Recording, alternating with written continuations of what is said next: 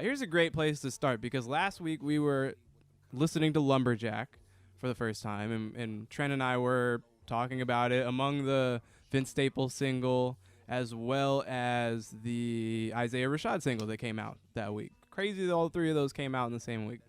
But we're listening to Lumberjack, and we kind of brought up two things. One, we knew what the album cover was going to be, so we knew that there was going to be like a ODB Return to the 36 Chambers-esque, like, driver's license or food stamp card, I guess, for ODB, on the cover. And so was there going to be some influence in that regard? Is there some spirit of ODB kind of coming into this record in some way? And then the other thing we talked about was, is Tyler going to kind of fall back on the Cherry Bomb sound or the Cherry Bomb days?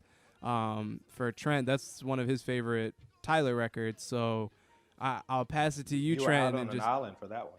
He was. He is. No, that is an unpopular opinion. Yeah, he loves that record. So I don't think it's anything like Cherry Bomb. Like, I think there's shades of every version of Tyler, and then there's like a completely reinvented Tyler yet again on this record, and I guess that's probably more what I should have expected.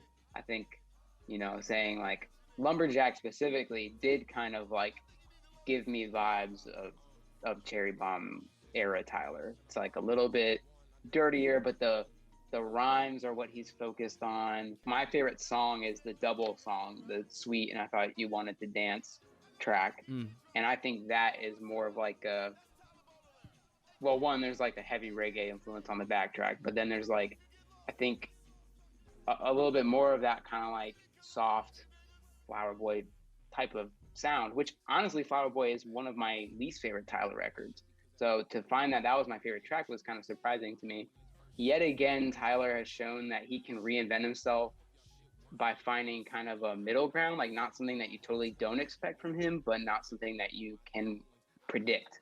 I want to ask Trent, where do you put Igor? Igor, in terms of his album, like how high I rate his albums, I'd probably have it maybe third after Cherry Bomb and Wolf. I think those are probably my two favorites, and then Igor. And Flower Boy are like kind of right there. It's not like I dislike Flower Boy. It's just like, it didn't do as much for me as those other two. But yeah. I was just specifically asking Trent just because like he said Cherry Bomb was his favorite, and he seems to be like the opposite. Like he didn't like Flower Boy as much as everyone else, but he loves Cherry Bomb. Yeah. So I just wanted to see like where he put Igor.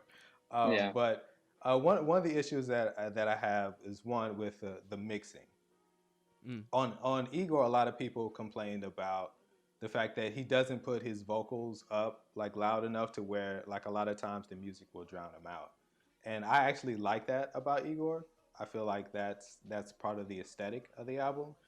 With this one, because he's rapping so much and what he's saying, he's saying a lot. There are moments where the music is almost as loud or not as loud, or almost as loud or too loud, where his vocals should be. And there's a lot of times where if I'm not like really, really listening, if I'm not like reading the lyrics or we have it in the headphones or whatever, it's kind of like I'm kind of missing a lot.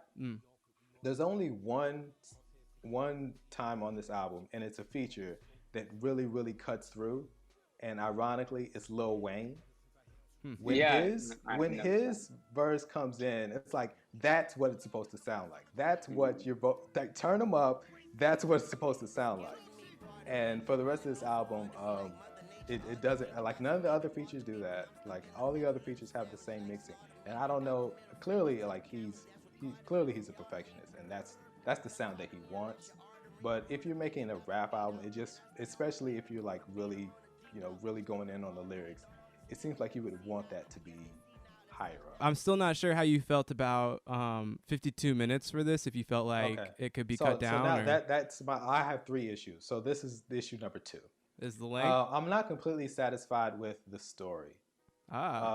It feels like he talks about 3 main topics on this album. One is like luxury spending. Traveling clearly is a big thing on the album. Like in all the videos, he's almost always traveling. and the cover is his visa. So that's a big part of it, and I'm sure that had to do with coronavirus and not being able to travel. Yeah. And so he's talking about that and how much money he has, and sometimes how that money doesn't make him happy, but he's still talking about He still likes it.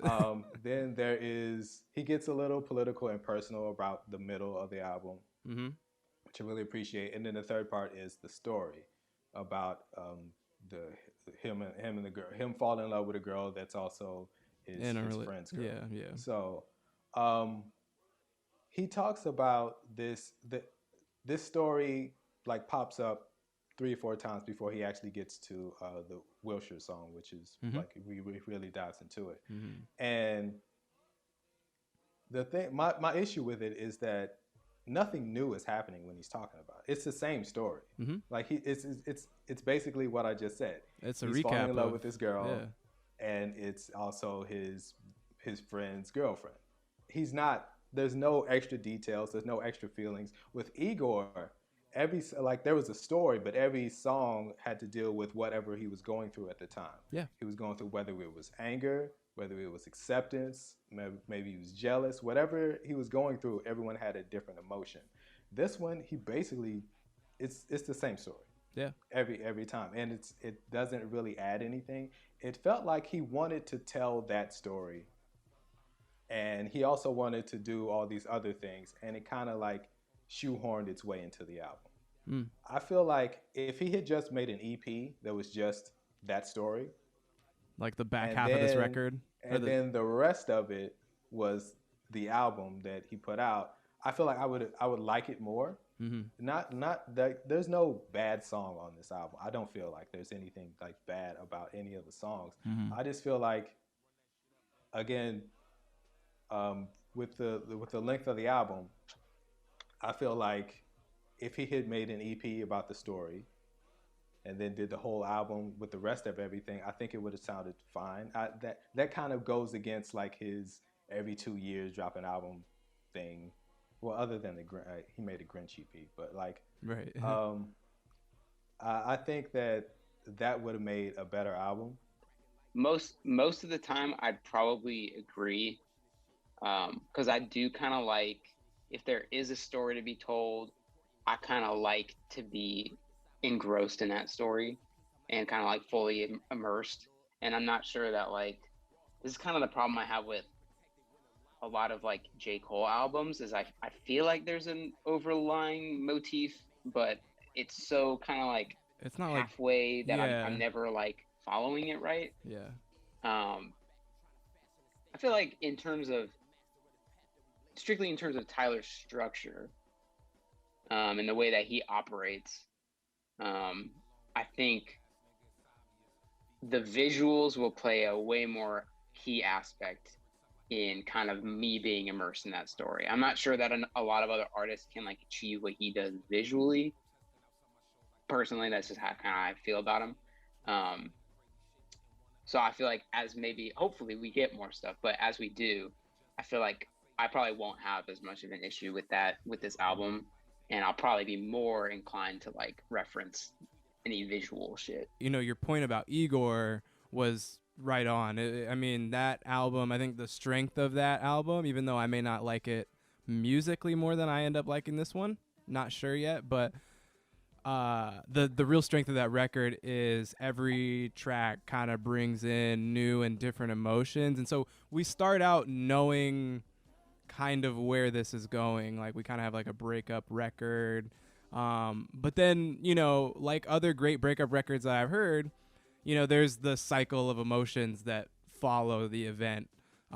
We talked about Lemonade before, and I think that is another album that really shows like the cycle of emotions, the volatility of those emotions. I think Igor captures that very well. And so I would say, in terms of like storytelling with his projects, that's probably the best one, or one of the best ones, because it does follow that. This kind of takes you through, like you said, like some sections of what's going on. It's like, okay, at the beginning of the album, it's pretty much balls to the wall energy.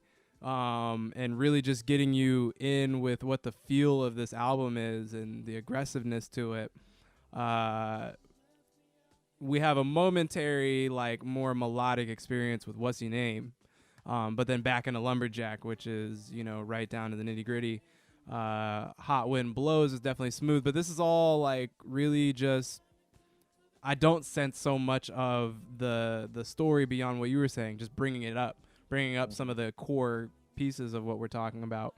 And then, yeah, we get to a point where, you know, between Massa and Manifesto, we're like getting way more into like commentary, and we're getting more into like, you know, that type of thing. And then Sweet, I Thought You Wanted to Dance, and On, I think then starts to dive into the more like romantic part of this album.